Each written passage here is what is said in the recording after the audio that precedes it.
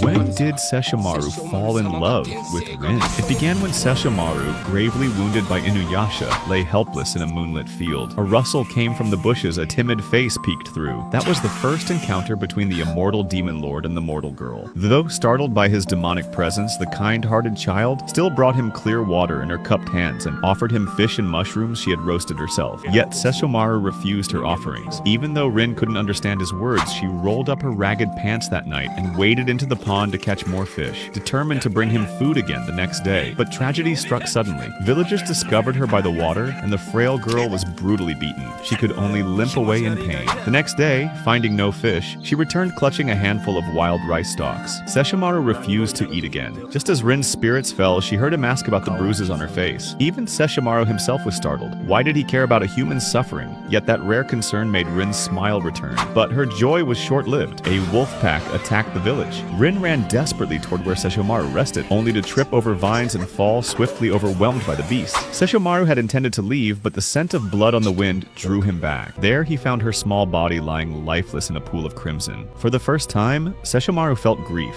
Memories of her innocent smile flashed through his mind. Without hesitation, he drew the Tenseiga, a blade he had never used, and with one swing, cut down the messengers of the underworld. The next moment, Rin's heart began to beat again in his arms. Jaken watched in stunned silence. Sesshomaru had always despised humans, had wielded divine power to save a human girl. What Sesshomaru did not yet realize was that from this moment on, Rin would become the most precious being in his heart.